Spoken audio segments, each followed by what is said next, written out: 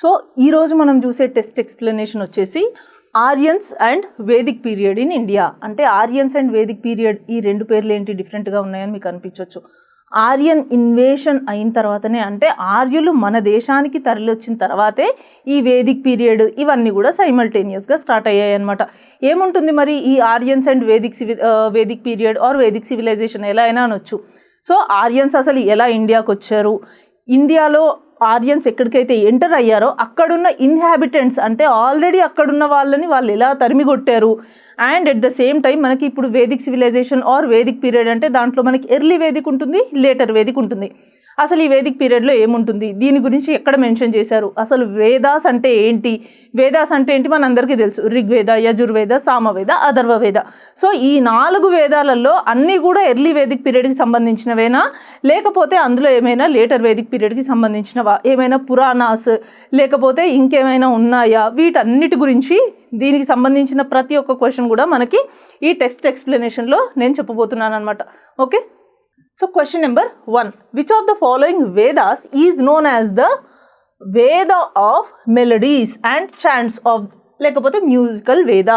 ఈ క్రింది వాటిలో ఏ వేదాన్ని సంగీత వేదం లేదా గాన వేదం అని చెప్పి పిలుస్తారు అంటున్నారు. సో మనకి వేదాలు అంటే ఎన్ని, 4. ఈ 4 వేదాలలో దేన్ని సంగీత వేదం అని పిలుస్తారు అంటున్నారు. మనకి ఇక్కడ ఋగ్వేద, యజుర్వేద, సామవేద, అథర్వవేద 4 ఇచ్చారు. సో వేద ఆఫ్ మ్యూజిక్ ఆర్ సంగీత వేద, గాన వేద అని మనం సామవేద అని పిలుస్తాం.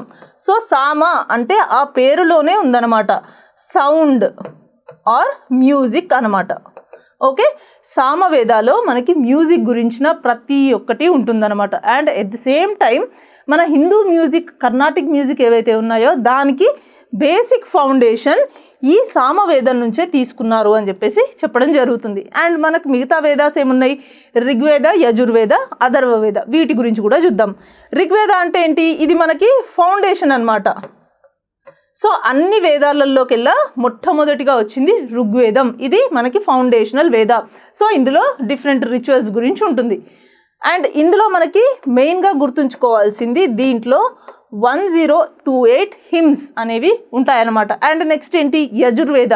యజుర్వేదం దేని గురించి బాగా ఫోకస్ చేస్తుంది అంటే, ఇప్పుడు మనకి ప్రీస్ట్ అంటే బ్రాహ్మణులు ఉన్నారు కదా, ఈ బ్రాహ్మణులు ఏవైతే మంత్రాలు ఉచ్చరిస్తారో, ఏవైతే రిచువల్ ప్రాక్టీసెస్ చేస్తారో వాటి గురించి మనకి యజుర్వేదంలో ఉంటుంది. యజుర్వేదంలో 2 ఉంటాయి మళ్ళీ మనకి, అదొకటి వచ్చేసి శుక్ల యజుర్వేదం అండ్ ఇంకొకటి వచ్చేసి కృష్ణ యజుర్వేదం. ఓకే, అండ్ నెక్స్ట్ వచ్చేసి అథర్వవేద. అథర్వవేద అంటే మనకి దీంట్లో కంప్లీట్గా ఈ వేదిక్ ప్రాక్టీసెస్, రిచువల్స్ దేని గురించి ఉంటుంది అనమాట. అథర్వవేదంలో కంప్లీట్గా హెల్త్కి సంబంధించి, ప్రాస్పరిటీకి సంబంధించి, మెడిసిన్కి సంబంధించి ఉంటుందన్నమాట. సో ఆయుర్వేద అంటాం కదా మనం. సో ఈ ఆయుర్వేదం అనేది కూడా అథర్వవేదాలో ఒక భాగం అనమాట. ఓకేనా, సో ఇక్కడ మనకి 4 వేదాలు ఇచ్చారు, కానీ క్వశ్చన్లో మనకి ఏమడుగుతున్నారు, వేద ఆఫ్ మెలడీస్ అండ్ చాంట్స్ లేదా మ్యూజికల్ వేద, సంగీత వేదం అని దేనిని పిలుస్తారు అంటున్నారు. సో మనం సంగీత వేదంగా సామవేదాన్ని పిలవడం జరుగుతుందన్నమాట. ఇదేమో ఫౌండేషనల్ వేద, ఇదేమో రిచువల్ వేద, సో ఇది సంగీత వేద. ఓకేనా, question number 2, match the following ఉపవేదాస్ with their respective fields of study. So ఇక్కడ మనకి కొన్ని ఉపవేదాలు ఇవ్వడం జరిగింది, అంటే వేదాల్లో మళ్ళీ దాంట్లో డిఫరెంట్ డిస్టింక్షన్స్ ఉంటాయన్నమాట. సో ఇక్కడ ఇచ్చిన ఉపవేదాలని వీటితో మ్యాచ్ చేయమని చెప్పేసి అడుగుతున్నారు. సో ఇందులో మీకు ఆల్రెడీ ఒకటి తెలుసు, మ్యూజిక్ అని ఉంది. మ్యూజిక్ అంటే ఏంటి, అది దేనికి సంబంధించింది అంటే గాంధర్వ వేదాకి సంబంధించింది. అంటే ఇది మనకి సామవేదంలో భాగం అన్నమాట. సో గాంధర్వ వేద అనేది సామవేదానికి ఉపవేద, అండ్ అది మెయిన్గా సింగింగ్, మ్యూజిక్, డ్యాన్స్ దీని మీద ఫోకస్ చేస్తుంది. సో మిగతా ఆప్షన్స్ చూద్దాం. ఆయుర్వేద. ఆయుర్వేద అంటే మెడిసిన్కి సంబంధించి, అంటే ఆయుర్వేద దేంట్లో భాగం మనకి, దేనికి ఉపవేద, అది అథర్వవేదాకి ఉపవేదగా ఆయుర్వేదం ఉంటుందన్నమాట. నెక్స్ట్ ధనుర్వేద. ధనుర్వేద అంటే ఆ పేరులోనే ఉంది, ధనుస్సు అంటే మార్షల్ ఆర్ట్స్, వెపన్స్ గురించి ఉంటుంది. అండ్ యుద్ధంలో ధర్మాన్ని పాటించాలి అని చెప్పేసి ఎథికల్ కోడ్ ఉంటుంది కదా, దాని గురించి కూడా ఈ ధనుర్వేదాలో మెన్షన్ చేస్తారనమాట. సో ఓకేనా, ఇది మనకి దేంట్లో ఉంటుంది అంటే, ఈ ధనుర్వేద దేనికి ఉపవేద అంటే ఋగ్వేదాకి ఉపవేద ధనుర్వేదం. నెక్స్ట్ శిల్పవేద అంటే ఆర్ట్స్ అనమాట. అంటే ఆర్ట్స్ అండ్ ఆర్కిటెక్చర్ గురించి, స్కల్ప్చర్, కళలు, వాటి సాహిత్యం, వాటి గురించి ఈ శిల్పవేదాలో ఉంటుందన్నమాట. సో మనకి ఇక్కడ కరెక్ట్ ఆప్షన్ ఏంటి? A1, B2, C3, D4. So ఇక్కడ ఉంది ఆప్షన్ 2 మనకి correct answer. Next question number 3. Who was the main deity of the early Vedic period? So early Vedic period అంటే 1500 నుంచి 1000 BCE వరకు ఎర్లీ వేదిక్ పీరియడ్ అని చెప్పేసి పిలుస్తాం. సో ఈ ఎర్లీ వేదిక్ పీరియడ్లో వాళ్ళ అంటే ఆర్యన్స్ మెయిన్ డైటీ ఎవరు అంటున్నారు. వాళ్ళు ఎక్కువగా ఎవరిని పూజించే వాళ్ళు, ఆరాధించే వాళ్ళు అంటున్నారు. సో తొలి వేదకాలం నాటి ముఖ్య దేవత ఎవరు? సో ఎర్లీ వేదిక్ పీరియడ్లో మెయిన్గా ఆర్యన్స్ నేచర్ని వర్షిప్ చేసేవాళ్ళు అనమాట. అండ్ అలాంగ్ విత్ దట్ ఇంద్రుడిని వాళ్ళు ఎక్కువగా పూజించే వాళ్ళు అనమాట. సో ఇంద్రుడిని వాళ్ళు పురంధర అని కూడా పిలుస్తారనమాట. సో ఇక్కడ పురం అంటే ఏంటి? సిటీ. ధర అంటే బ్రేకర్. సో ఈయనని బ్రేకర్ ఆఫ్ ఫోర్ట్స్ అని కూడా పిలుస్తారు. సో ఈ ఇంద్రుడే అంటే పురంధరుడే హరప్పా నాగరికతని అంతరించిపోయేటట్టు చేసి అక్కడ ఉన్న సివిలైజేషన్, అర్బన్ సివిలైజేషన్ కదా, మెయిన్గా సిటీస్ అవన్నీ ఉన్నాయి కదా, సో వాటన్నిటిని బ్రేక్ చేసి ఆర్యులకి హెల్ప్ చేశాడు, ఆర్యులు విక్టరీ పొందేటట్టు చేశాడు అని చెప్పేసి వాళ్ళు నమ్ముతారు. సో అందుకే ఆర్యన్స్ ఎవరైతే ఉన్నారో వాళ్ళకి మెయిన్ డైటీ వచ్చేసి ఇంద్ర అన్నమాట. సో సూర్యుడిని కూడా వాళ్ళు పూజిస్తారు, నేచర్ వర్షిప్ కూడా చేస్తారు, సూర్యుడిని పూజిస్తారు, కానీ ప్రైమరీ ముఖ్య దేవత కాదనమాట. Next mother goddess and Pashupati మనం ఎక్కడ చూసాం? వీళ్ళిద్దరి గురించి మనం ఇండస్ వ్యాలీ సివిలైజేషన్లో చూసామన్నమాట. సో మదర్ గాడెస్ అంటే ఈవిడ ఫర్టిలిటీకి, సంతానోత్పత్తికి ముఖ్య దేవతగా చూసాం. అండ్ పశుపతి అంటే ప్రోటో శివ. ఇండస్ వ్యాలీ సివిలైజేషన్లో మనకి మొహంజోదారోలో సీల్స్ దొరికాయి కదా, ఆ సీల్స్లో ఉన్న పశుపతి. సో ఆ పశుపతి అంటే ప్రోటో శివాని, ఏన్షియంట్ ఫార్మ్ ఆఫ్ శివాని వాళ్ళు పూజించే వాళ్ళు అనమాట. సో ఇక్కడ ఎర్లీ వేదిక్ పీరియడ్లో మాత్రం వాళ్ళ ముఖ్య దేవత, ఆరాధ్య దేవత ఎవరు అంటే అది ఇంద్రుడు. Next question number 4. Which of the following are the characteristics of the late Vedic age? So later Vedic age యొక్క మెయిన్ క్యారెక్టరిస్టిక్స్ ఏవి అని అడుగుతున్నారు. సో మనకి ఇక్కడ ఆప్షన్స్లో ఏమిచ్చారు? సో లేటర్ వేదిక్ ఏజ్ అంటే మనకి మలి వేదయుగం. సో దీని క్యారెక్టరిస్టిక్స్ వచ్చేసి ఏలో ఏమిచ్చారు? Burning forest on a large scale, విస్తారంగా అడవులను తగలబెట్టడం.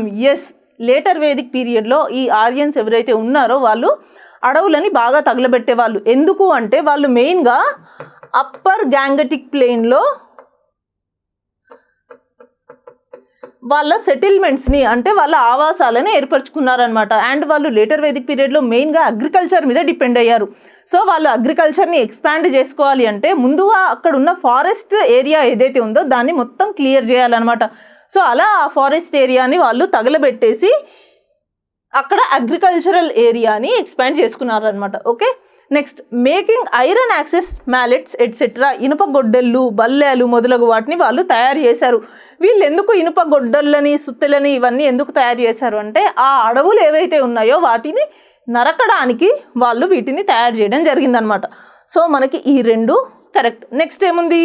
నాలెడ్జ్ ఆఫ్ సీజన్స్ అంటే ఋతువుల గురించి తెలుసుకోవడం. ఎస్, మెయిన్గా వీళ్ళు నొమాడిక్ పాస్టోరలిస్టులు ఉంటుండే ఇంతకుముందు ఎర్లీ వేదిక్ పీరియడ్లో, కానీ మెల్లిమెల్లిగా అగ్రికల్చర్ వైపు ఫోకస్ చేయడం స్టార్ట్ చేశారు. అంటే అగ్రికల్చర్ అంటే క్రాప్స్ని కల్టివేట్ చేస్తున్నారు. సో వాళ్ళు పంటలు పండిస్తున్నారు అంటే వాళ్ళకి ఋతువుల గురించి నాలెడ్జ్ వస్తుంది, వాళ్ళకి ఏ సీజన్లో ఏం వేయాలి అనే ఒక బేసిక్ నాలెడ్జ్ని వాళ్ళు డెవలప్ చేసుకున్నారు అని అర్థం. సో మనకి ఇది కూడా కరెక్టే. నెక్స్ట్ ఏంటి? లార్జ్ స్కేల్ ఇరిగేషన్, భారీ తరహా నీటి పారుదల. సో అక్కడ భారీ తరహాలో ఇరిగేషన్ ప్రాజెక్ట్స్, డ్యామ్స్, రిజర్వాయర్స్ ఏం లేవు. మెయిన్గా ఈ లేటర్ వేదిక్ ఏజ్లో పీపుల్ ఎవరైతే ఉన్నారో వాళ్ళు ఏదర్ రెయిన్ మీద కానీ లేకపోతే కెనాల్స్, వెల్స్ ఇవి ఉంటాయి కదా, వీటి మీద మాత్రమే డిపెండ్ అయ్యారు. మెజారిటీ ఆఫ్ ద ఏరియాలో వాళ్ళు ఈ న్యాచురల్గా ఏదైతే వర్షం పడుతుందో ఆ వర్షపు నీటి మీద ఆధారపడే వాళ్ళు పంటలు పండించుకున్నారనమాట. సో లార్జ్ స్కేల్ ఇరిగేషన్ అనేది లేటర్ వేదిక్ ఏజ్లో లేదు. సో మనకి ఇక్కడ కరెక్ట్ ఆప్షన్ ఏంటి? ఈ లేటర్ వేదిక్ ఏజ్లో ఉన్న మెయిన్ క్యారెక్టరిస్టిక్స్ మనకి A, B and C.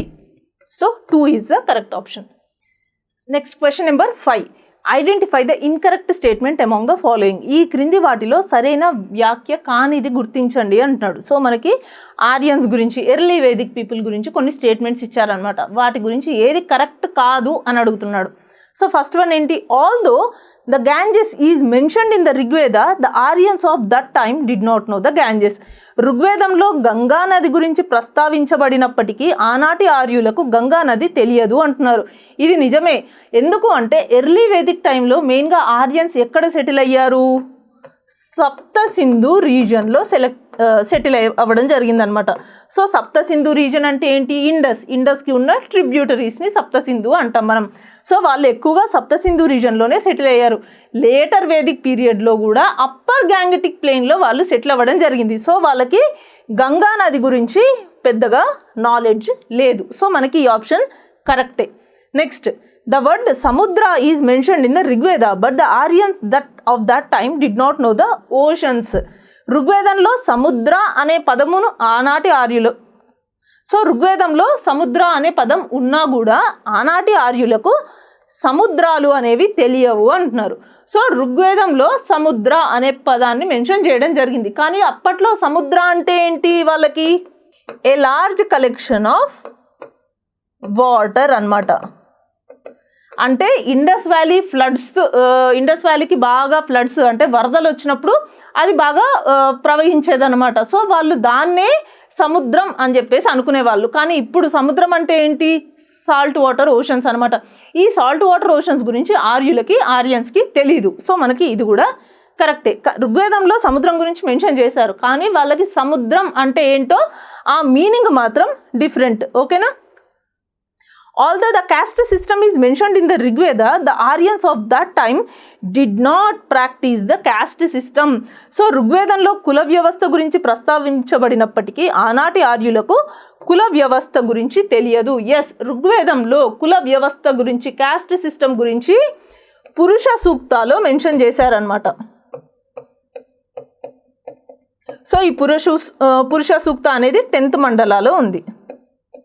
So ఇది ఈ 10th మండల అనేది ఋగ్వేదానికి లేటర్ ఏజెస్లో యాడ్ చేయడం జరిగింది. సో 10th మండలాలో ఈ పురుష సూక్తాలో కాస్ట్ సిస్టమ్ అంటే 4-fold వర్ణ సిస్టమ్ గురించి మెన్షన్ చేశారు.